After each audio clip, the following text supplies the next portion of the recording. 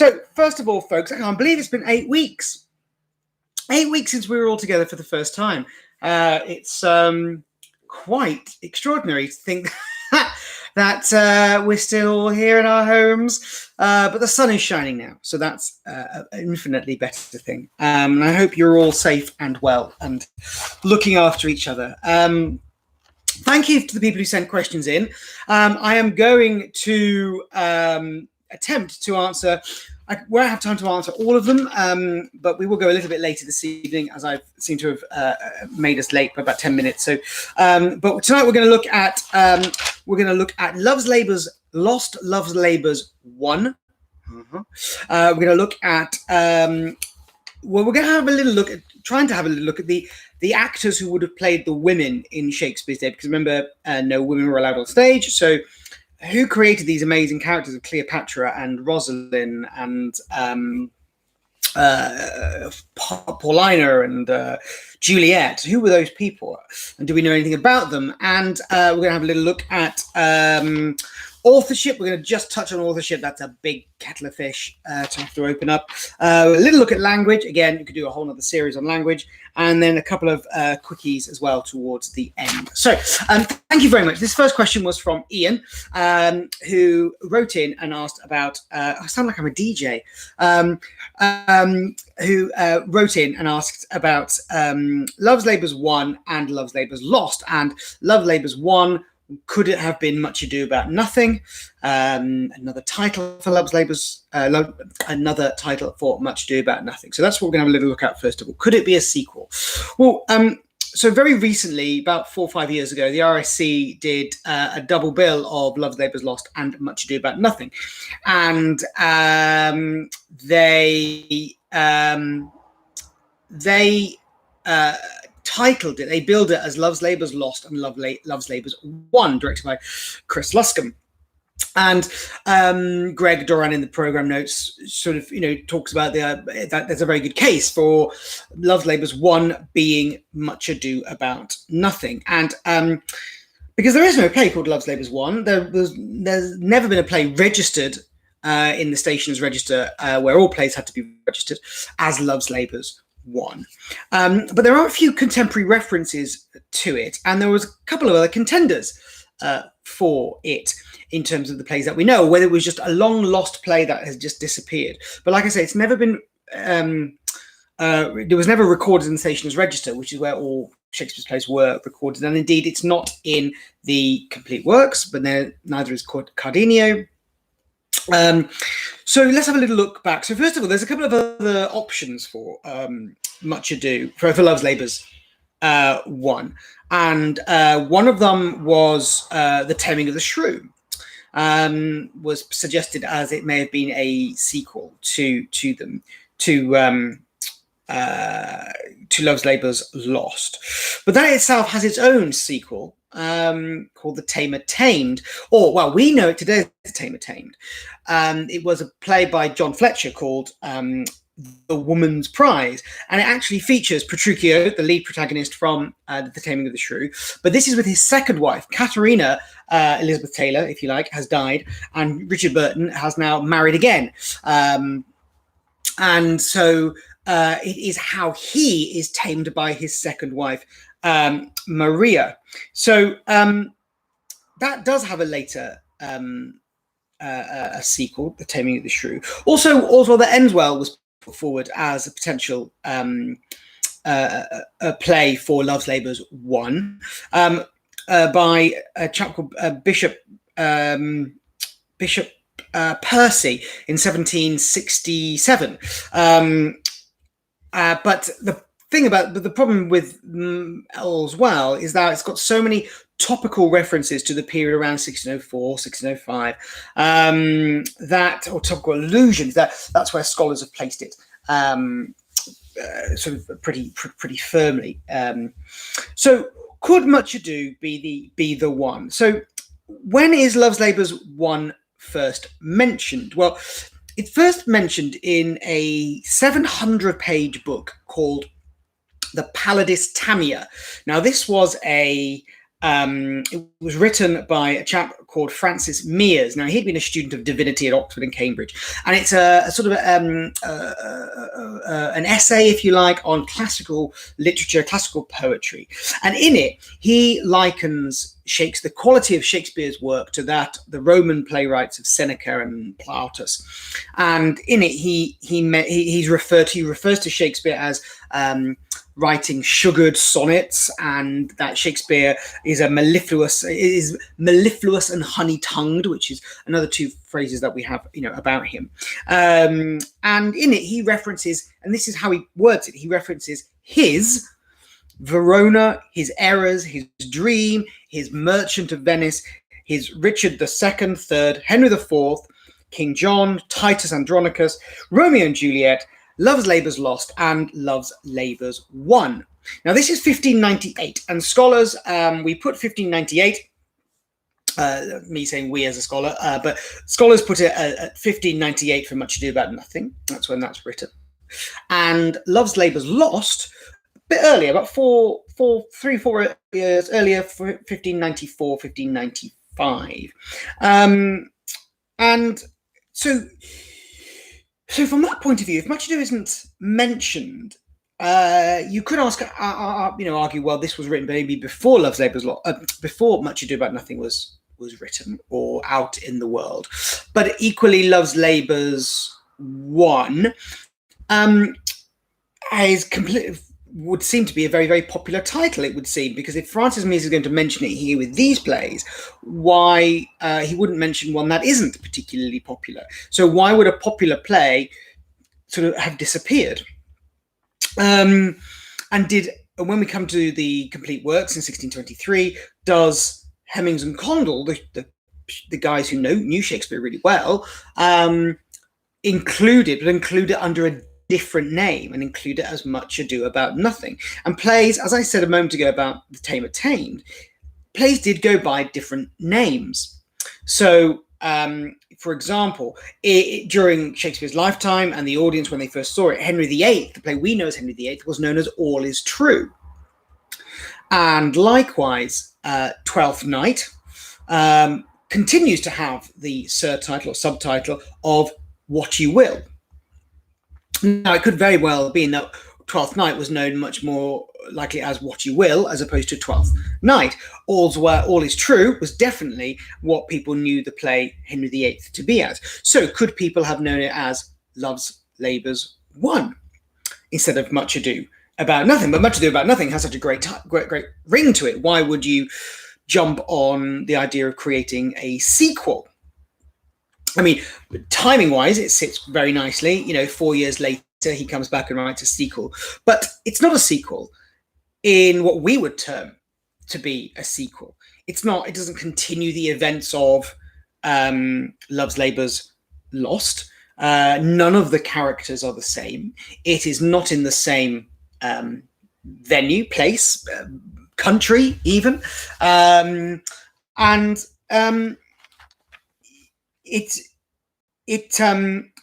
also no evidence for sequels being written at this time either. In the Folger Library in Washington D.C., there's a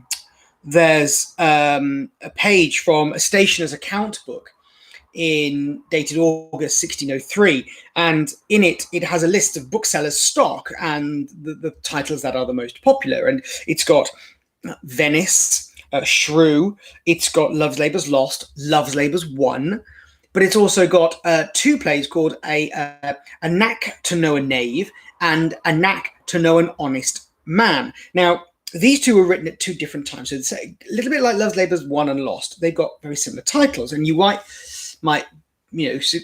go as far to think, oh, clearly another two sort of pairings here. But again, they were written sort of 2 years apart. A Knack to Know a Knave is set in England, is based on a sort of morality, those old English morality plays. But then in A Knack to Know an Honest Man is set in Italy, and it's in Venice, in fact, a romantic sort of storyline. So completely different. And what some sort of historians sort of believe is that perhaps what playwrights did, or theatre companies did, was to take perhaps a play that had been particularly popular and use that title again in some other form to pull people back into the show. So indeed, Nocte no Knave was very popular. It received 21 performances during that 2-year period. And Love's Labour's Lost was the very first play of Shakespeare's to have his name attributed to it. Now, not in any formal capacity or official capacity, because this appeared in a quarto. So the quartos were basically like, imagine pirate videos. So they were not official plays or versions of the plays. They were bootleg versions, if you like. And but it does have Shakespeare's name attached to it, which would suggest that Love's Labour's Lost was incredibly popular enough to have his name attached to it. So if it was that popular, could the Lord Chamberlain's men be thinking, well, hang on, let's put that title, Love's Labour's Lost, into this new one, and we'll change it and we'll get people in through that way. I mean, there's no hard and fast answer to this. It's all circumstantial. There are great similarities between the two plays, and there's a wonderful argument to be able artistically to put them together as two, sort of partner pieces. They're both sort of boys against girls, or not boys against girls, but boys and girls sort of factions. There's one single location in the plays. It's Leonato's house in Messina, in Much Ado, or it is the court of Navarre in Love's Labour's Lost. You've got Beatrice and Benedict, and you've got Barone and Rosalind, who have a very similar sort of way of speaking to each other. And you've also got these two wonderful gulling scenes, these set pieces where in Love's Labour's Lost, the boys gull each other. In our version, they did it, if you remember, they were eating cake. And then in Much Ado About Nothing, of course, both Beatrice and Benedict are gulled by their friends into thinking that the other one is in love with them. So there is some great ways to put this together. And of course, Love's Labour's Lost finishes on a sad note. Love's Labour's Won, Much Ado About Nothing, finishes on a happy note, where everybody is getting married, and Hero forgives Claudio for calling her a strumpet and a prostitute and shaming her at her wedding. So it is, a happier way to end it. So as two, they work really together as very satisfying companion pieces. Whether there is any historical, evidence for them, for Love's Labour's Won also being Much Ado, who knows? It could be very similar to this, in the sense that, there's a whole generation of us that calls the first Star Wars film Star Wars. There is a big generation of people out there who will call the first Star Wars film The Phantom Menace, and the one we know as Star Wars is A New Hope. But so, it's as simple as that's happening, in our modern vernacular today. Something very similar could have been taking place in 400 years ago. So that's, I hope, answers our first question of the evening. This next question was from Liz. Thank you, Liz Wild, for sending this in. And this was about Shakespeare's women and Shakespeare's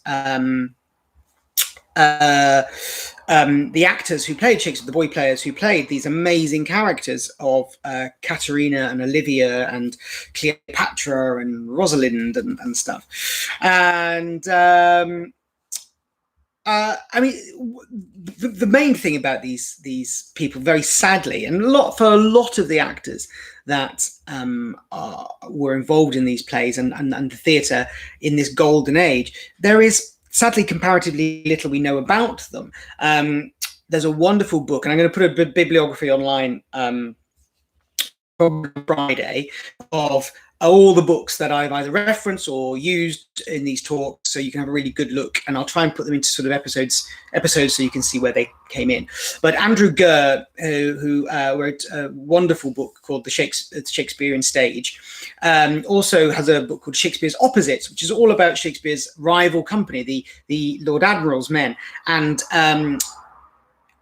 in that book, he uses Henslow's diaries. These are his account books and so on from the Rose Theatre. So a lot of the actors names and their wages and perhaps a little bit about them are contained in these. And Andrew Gurr has gone on to discover who they were and where they got married or where they died or whatever. So really have a really good look at that book, Shakespeare's Opposites. But and from some of that work, we got a little bit of a window onto these young guys.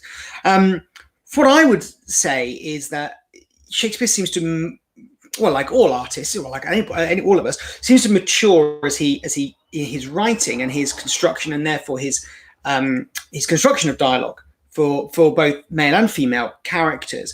And I'm not going to say that Caterina or Adriana from the Comedy of Errors or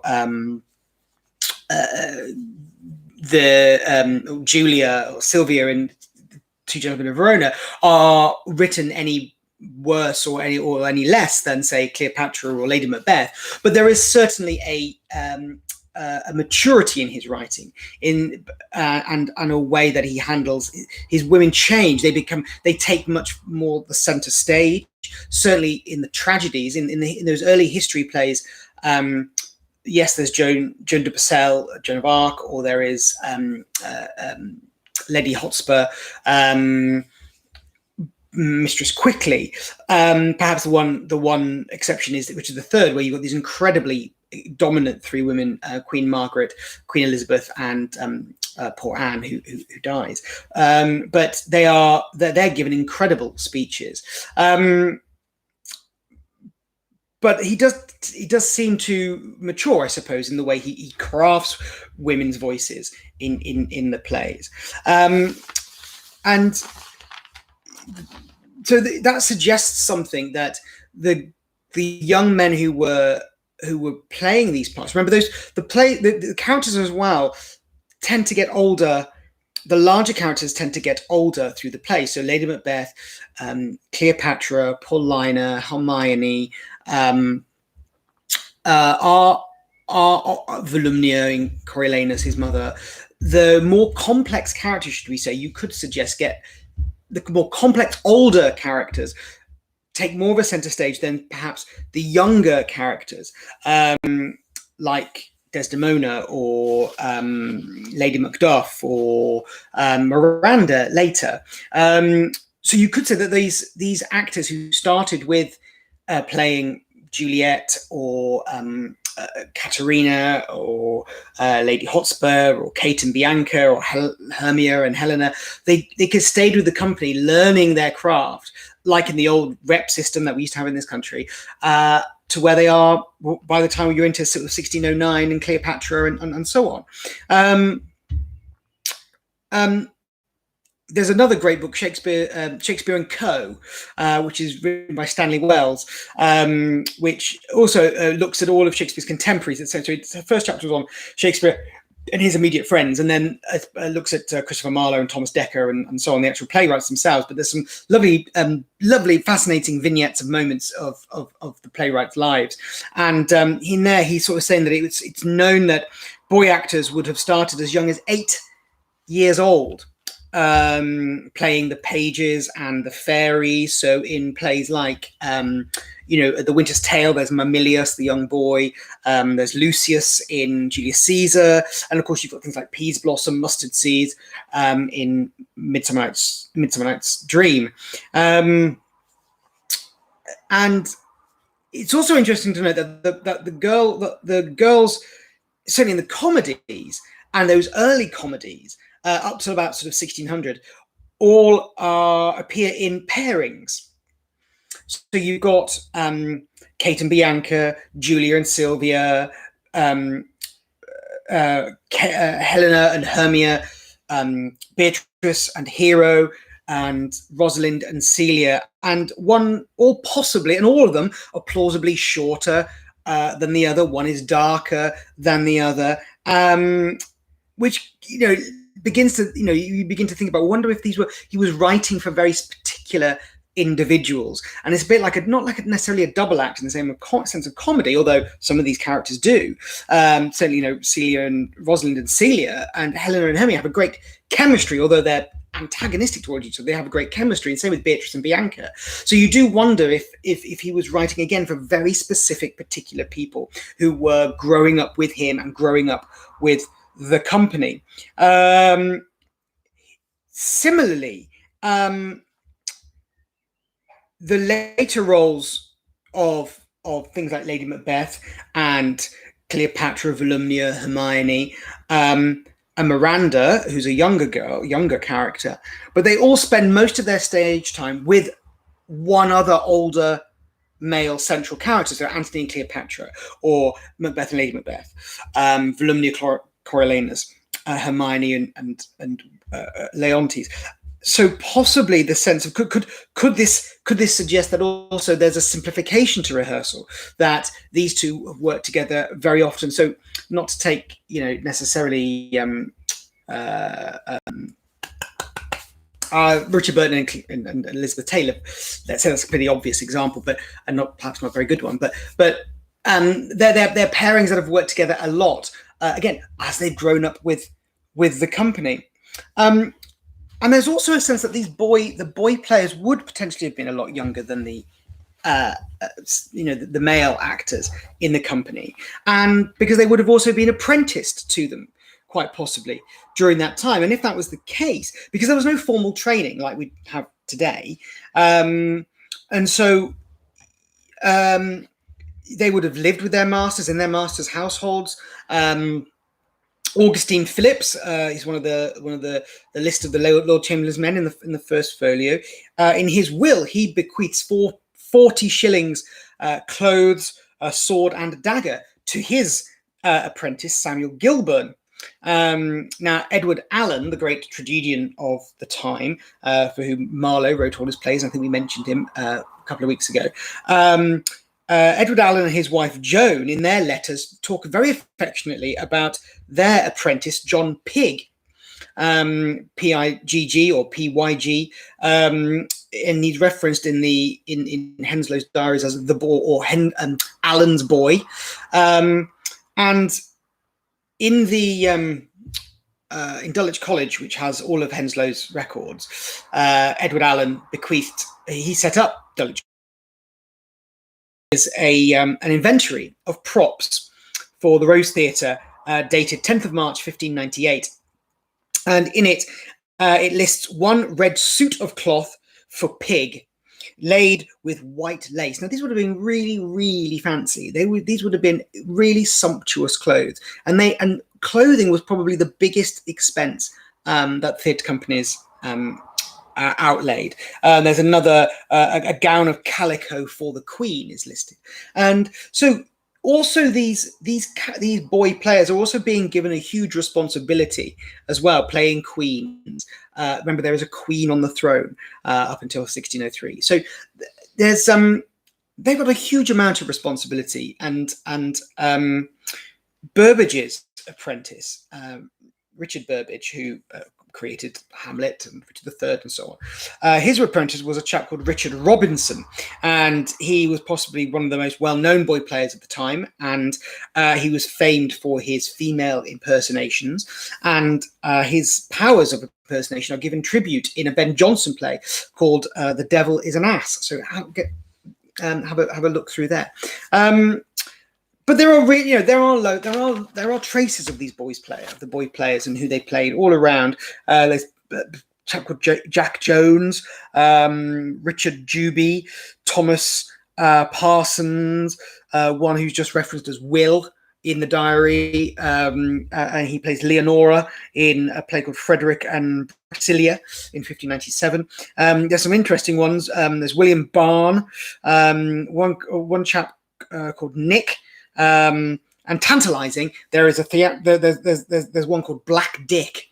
So wonder, the mind boggles. But they would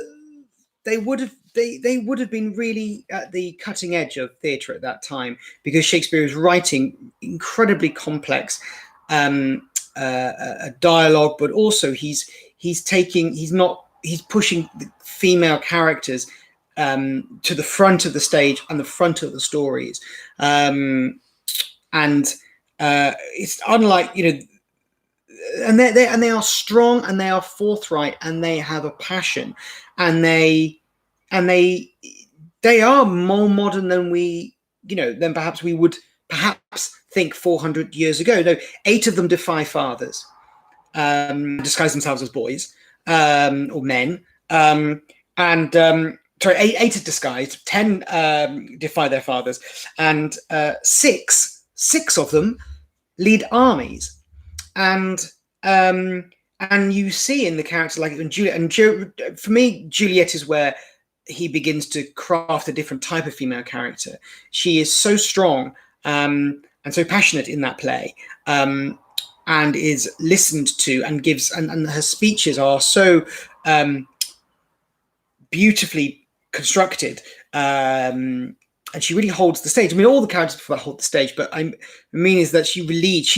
You, Romeo and Juliet. It's Juliet who's in charge of that relationship, and sees it through. And for me, that's where sort of there's a slight change, right about sort of 1595, 1596. That's where things start to change, I think, in his female writing. I hope, Liz, that has answered a few questions for you about those fascinating individuals. I found a great quote, actually. John Ruskin, the Victorian art critic, he said, "There are no heroes in Shakespeare, only heroines." Like that. Another question actually was about a question about authorship came up. I thought that might come along. Who wrote the plays? Was it Shakespeare? That is a whole. That's a can of worms we're opening there. I mean, I won't begin to go down it, but the question was, what's the most obscure suggestions that I've heard for who's written them? Well, I mean, there's the big contenders are Edward de Vere, who was the Earl of Oxford. There was Francis Bacon and Christopher Marlowe. Now, both of those are American suggestions. Walter Raleigh is another one. John Donne, poet laureate, who had a house near Woking, actually. And even Queen Elizabeth herself has been suggested as a potential writer of the plays. In recent years, a new name has been added, and that is the name of Amelia Bassanio, or Bassano, sorry. She is she was a Venetian, she was a poet in her own right, published poet in her own right. She was from Venetian family and lived here in London, and she was first identified as Shakespeare's Dark Lady from the Sonnets by the historian A.L. Rowse in 1973. But the Globe last year or the year before, where are we now? 2018, did a wonderful play called Amelia, which uses also the 3 Amelia characters from Shakespeare's plays and Amelia Bassanio, and as if she was writing, as if she wrote the plays. It's a fascinating story. There's a wonderful, I will put the link of it. I found a link to a magazine article called The Atlantic, written by Elizabeth Winkler, who has written quite a lot about this individual, and also the play and Amelia and so on. So do have a little look at that. So again, another option, but this is not our place to go into the myriad arguments for why, how, and surely it can't be Shakespeare himself. But I would hope that by the end of this 88 weeks, you're pretty convinced that a guy from Stratford on Avon, he was the guy who wrote them, because I'm convinced he is. So we've got a couple more little questions. One was about language, actually, and about why do we still speak Shakespeare? No, Ian, not Dan Brown. Dan Brown has never written a Shakespeare play. I'm pretty sure of it. Mary Queen of Scots, you say, as a potential. Oh, that's interesting. I hadn't heard that. Language. Why do we still speak Shakespeare's language? Well, again, I mean, we could do a whole nother series on Shakespeare, just the language. But as a potted sort of response to a question of why is he still part of our vernacular? Why do we still reference him and all of that. I think there's a number of reasons. It's not just one reason, and it's a sort of collective evolution of the English language over the last 400 years. And I think it's in part, I think very much so, that he was a literary genius, in the sense that he was able to take human emotions, the fears, ambitions, loves, and to be able to put it down on paper, and put it in the mouths of characters that we can all identify with. And we can identify with every character in Shakespeare, even if they are a king, or they are a gardener, or they are a prostitute. We can identify with them because he makes them real people. A king, a prostitute, and a gardener are still human beings, and they still have the same fears and loves and trepidations and anxieties as human beings do. That's just their jobs. That's just their roles. And I think Shakespeare was brilliant at being able to cut through so that a father who is afraid for his son is exactly the same as a father who is afraid for their son from a tavern. So there's that. I think he had an ear for the vernacular, first of all. He had an ear for what is on the street, how people spoke. Yes, blank verse, didum, didum, didum, didum, didum. Shall I compare the two a summer's day? Yes, nobody spoke like that on Elizabethan streets in London or anywhere else in the country. It was an artistic art form. It was a form of writing. But all of the prose, all the stuff that, all the comedy characters, if you like, speak, your Benedicts or your Lances or your Rosalinds, a lot of their prose, that is stuff that you would have heard out on the street, or in the pub, or at home, or at the court. So he had a real ear for what was out there. Now, there's a rough suggestion that he invented around about 1,700 words and phrases that we still use today. Now, words like assassination, for example, home time, leapfrog. Yes, I agree with a lot of that, a large percentage of that, but also they could be the very first time that they were written down, that they were acknowledged as part of a way of speaking. So people could have said, you could have said, oh, he'll eat me out of house and home, or, well, that's the long and the short of it. Well, Mrs. Quickly says, well, that's the short and the long of it. We now say that's the long and the short of it. All that glisters is not gold. That's Shakespeare's line. We say today, all that glitters is not gold. So you see how things change over time, but also could those have been very simple phrases back in Stratford, in Henley Street, neither a borrow nor a lender be. That's not necessarily, gold dust in the sense that, God, I wish I'd never thought of that, but it's kind of common sense, from the point of view that Polonius is saying something. So I think there's an element that he is a magpie. He's certainly a magpie in terms of his themes and his stories and tales and the characters that he uses, but also I think for language that he was hearing all around him. There's also an economy of expression in how he writes. A lot of people say, oh my God, Shakespeare, why does he have to use all these words when he could have just said, I love you? Said he gives them a sonnet. But actually, we have to remember it's an art form, first and foremost. And it's a form of expression, a theatrical form of expression. And where's the drama? If you say, I love you too, let's get married, yeah. Not a lot, really, not particularly interesting. But within all of that, there is an economy of expression. One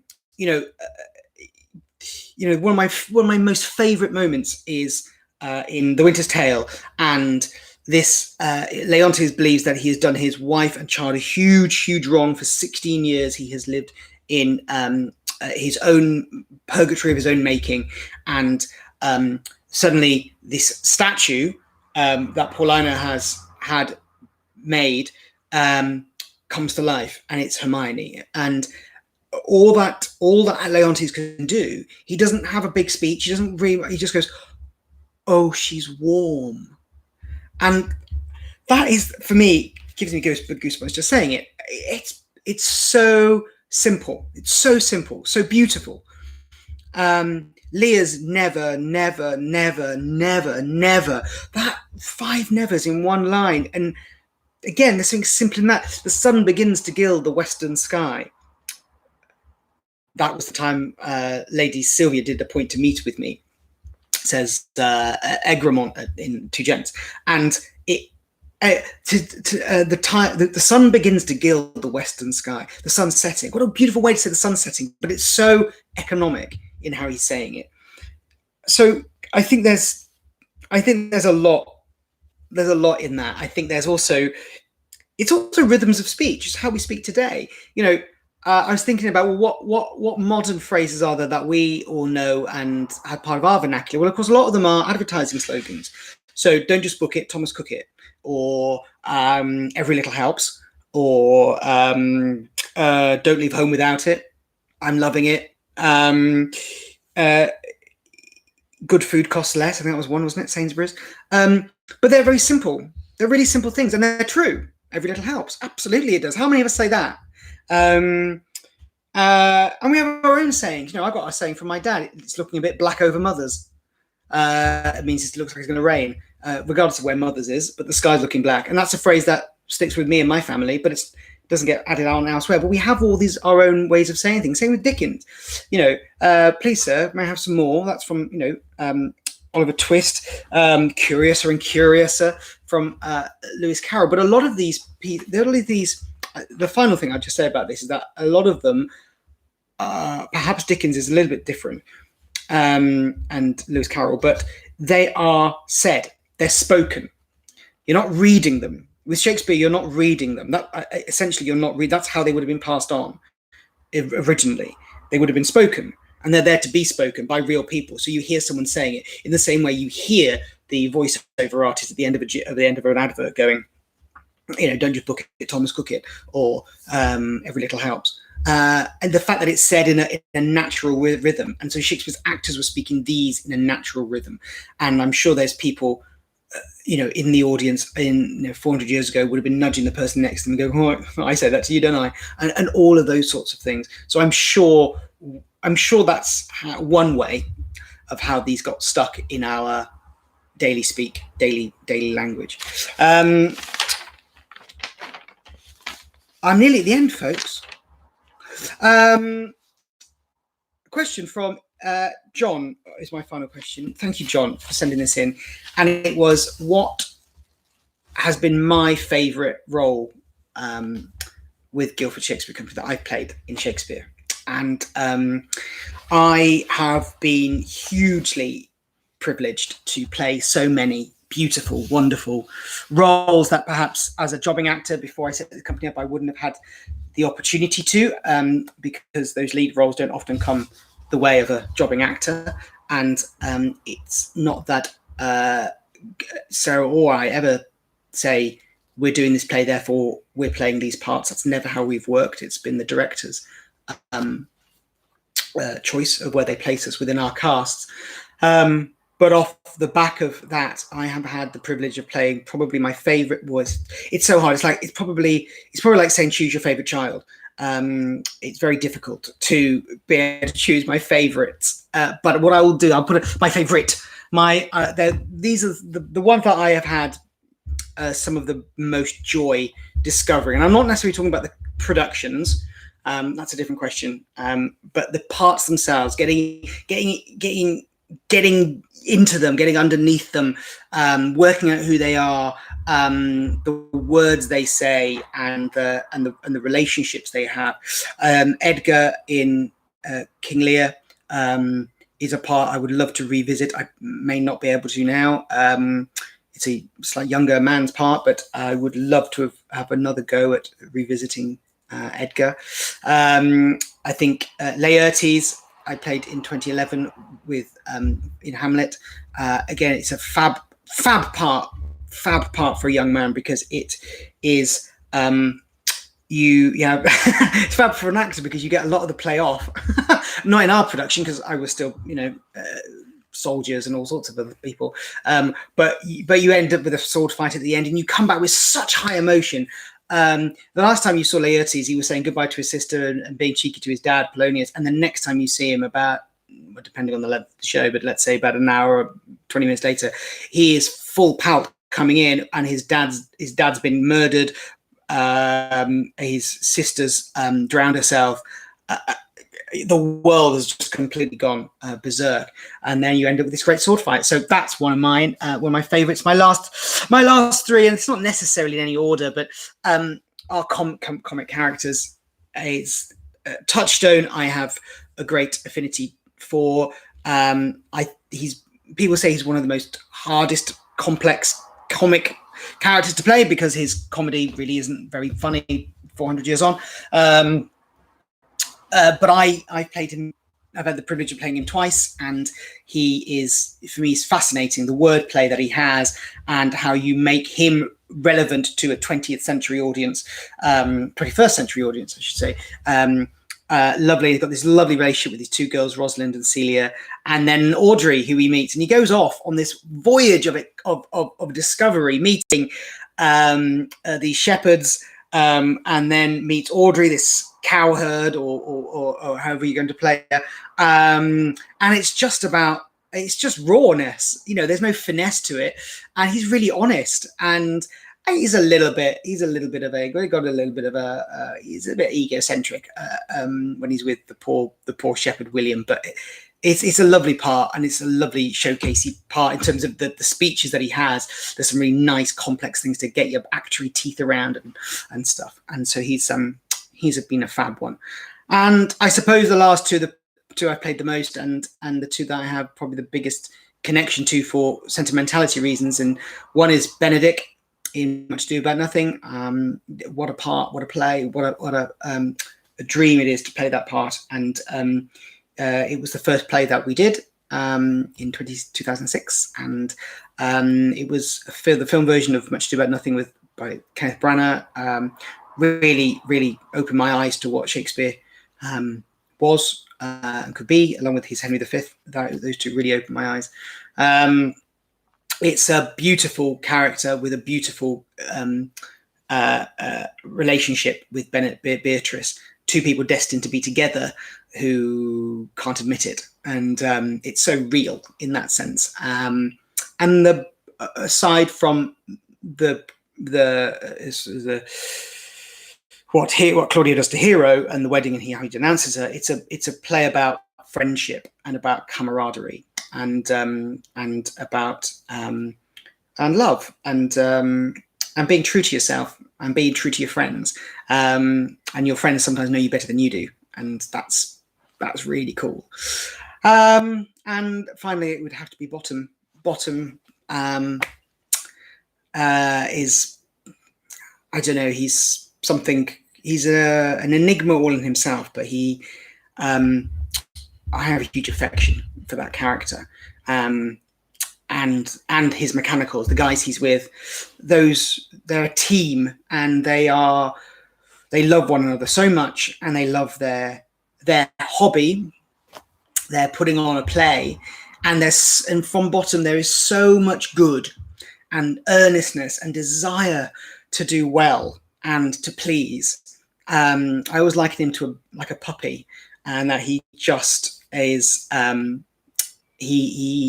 He's wonderfully like maybe a bit of what's called Duracell bunny, but means incredibly well as well. And their story when he disappears and they're distraught because he's not there, and it's not because not just he's not there, but their team aren't together anymore, and it means the thing they've been working so hard on isn't going to happen. And in recent months we all know how that feels like when